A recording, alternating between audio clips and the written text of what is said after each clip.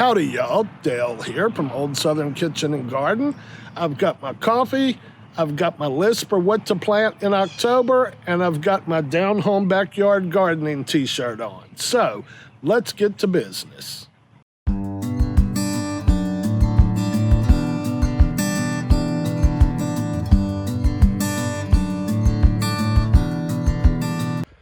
Okay, y'all, so before we get into what to plant for October, I thought I'd bring you around and give you a quick look at some things in the garden that we planted last month in September or the month before this when we did our first video for August. So let's do that, and then we'll get into what to plant for October. Okay, y'all, so we're at our very first bed. As you can see, I've got 1, 2, 3, 4, what are they, celery plants that are doing pretty well. In the center, we have our big giant bell pepper plant that is going to keep on growing apparently all year long and still producing somewhere around here. Let me get to it. We've done a bunch of picking on it this week, but it's still got all kind of bell peppers on it. I don't know the exact name of this type of bell pepper. It could just be, actually, I think one we got from like Walmart that we planted the seeds from. Over here, I planted some cabbage. 2 of them, the heat were too much to take as starts. I have one little cabbage over there hanging on, but it's okay because I've got some more down here to replace those. Over on this side, where you see all these PVC things that I painted and stuck in the ground, these are to hold the 2-foot carrots that we're growing. Our soil is not going to allow carrots to grow 2 feet down into the ground, so I got this idea from my buddy Chad at Down Home Backyard Gardening, that he did this with PVC pipes and his big carrots, and I'm going to give it a try. So thanks, Chad, for that idea. Also over here, we have our Parisian market carrots that are starting to pop up, and some other carrots over here. Here I've planted some of the black oyster plants. They're, to me, like a carrot, but they're black, and I'll go more into that in another video because I planted some more in a grow bag, and I really would like to tell y'all about them because I find them so interesting. So let's move over here to the next bed. This bed has a bunch of Brussels sprouts in it. Out of the ones I've planted, this one looks like 1, 2, 3, 4, 5 of them are doing okay. 1 did die, so I'm going to replace that with another one if I have one on deck. In the center right here, I have golden beets that, as you can see, are all starting to pop up. But let me not go too fast from, the Brussels sprouts, and let me give them their time right here. So this bed has Brussels sprouts and golden beets. The next bed over here, and y'all ignore my weeding, I really need to do some weeding around these beds. This bed, I believe, is the Savoy cabbage, and they are doing really nice and growing really big. And down the center of this bed, I planted some Detroit red beets. They're coming up, not as fast as the golden ones. And then we're going to turn around to this raised bed, and this is where we have our okra. Now, I was calling this baby Buddha okra, but somebody corrected me and said, I believe they said the name of this was baby Bubba or something okra. So I'll have to check the package on this one and let you know. But as you can see down in here, we do have okra starting to grow on them. So let's move on over to our next bed, which has a bunch of random peppers. These Anaheim peppers right here are doing great. This is a big old Tabasco pepper plant. We planted these last year and our first year. So this is our second year growing, 2 years now. And this is the biggest one we have ever got. This is a big boy. So we are definitely going to try to overwinter this one and see if we can have it going to a great start next spring.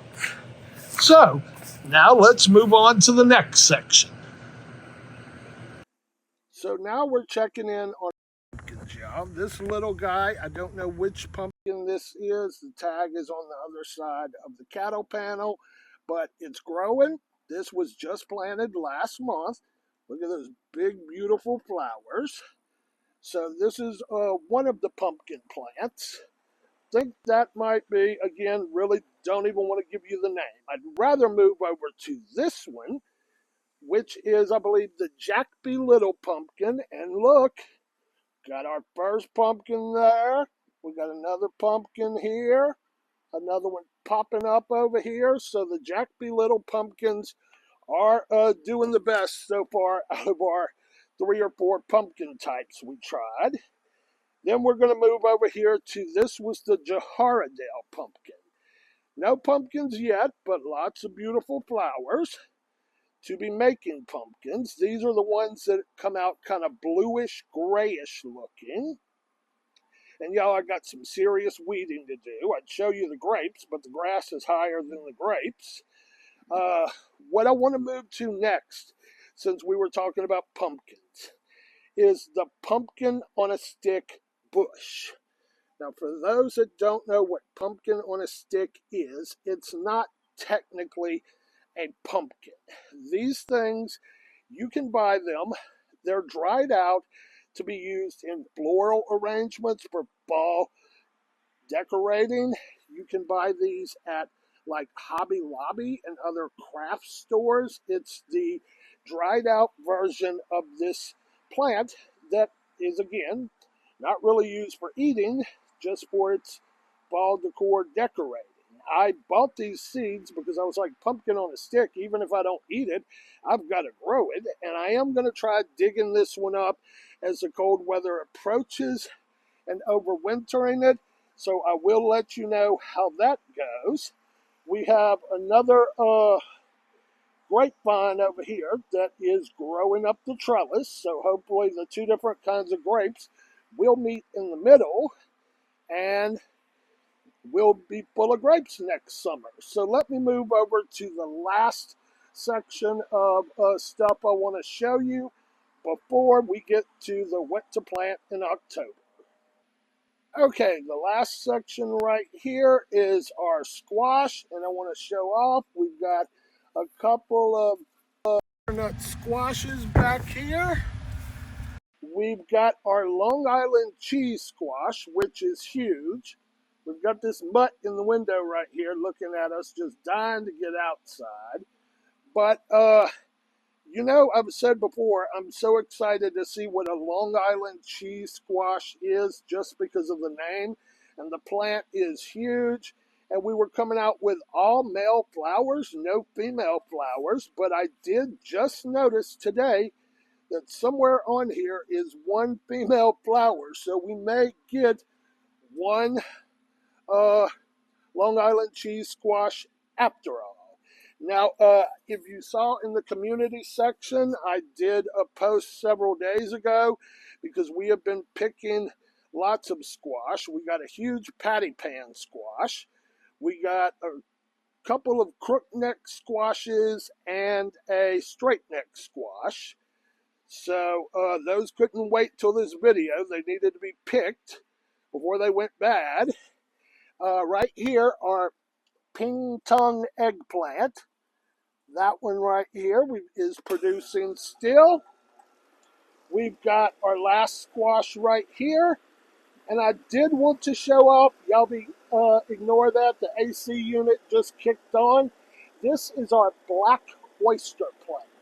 Some of those are actually popping up. So there will be more on the black oyster plant later on. In this bed, y'all, we have a mixture of peppers that are still producing and hanging on. Look at that big old pepper down there.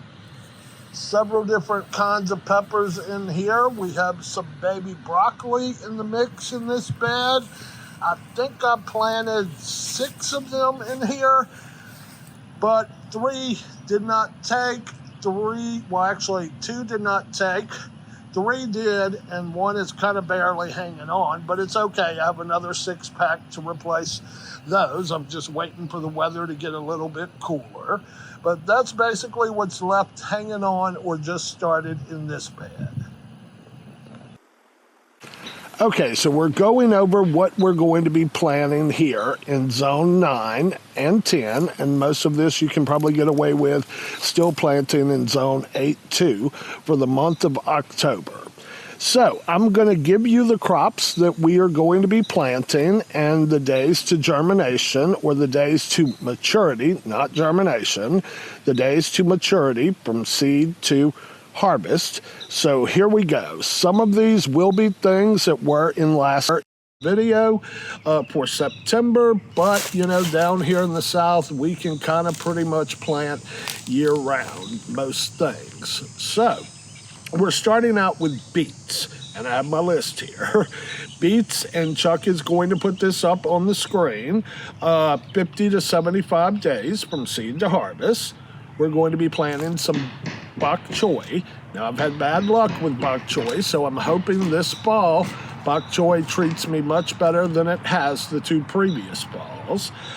Carrots, 50 to 80 days for harvest. We're doing some of those giant carrots, so that's going to be closer to 110 days. Celery, we already have some celery in the ground up there. We're going to be doing some Swiss chard again. We've always had good luck with that. Chard is about 45 to 50 days to maturity. Collards, we're going to be doing collards, which are 60 to 80 days about for maturity. And again, Chuck's going to have a list up here for y'all, so you can just pause it once we're done and copy everything down, take a screenshot, whatever's easier for you. We're going to be doing kale, 50 to 70 days to maturity. Kohlrabi, we've never done before. We're going to be doing that, and that is 55 to 70 days for maturity. Mustard greens, we're going to be doing some of those, 45 to 50 days for maturity with those. We're doing our garlic. We're going to have a whole video coming up about the garlic soon. Garlic, now, just a little heads up, I'll tell you in the video, but if you're planning on doing garlic, down here in the South, we do have to put our garlic, because we don't get enough winter hours in the fridge for, 4 weeks or so, possibly more, to give them kind of stratification or germination, whatever you call it. So our garlic has been sitting in the fridge. And also, if you're going to plant garlic, be prepared to not use that bed or that space for about 9 months. Garlic takes quite a while for its maturity to get to you. Other than garlic, we've got leeks, which are 120 days to maturity.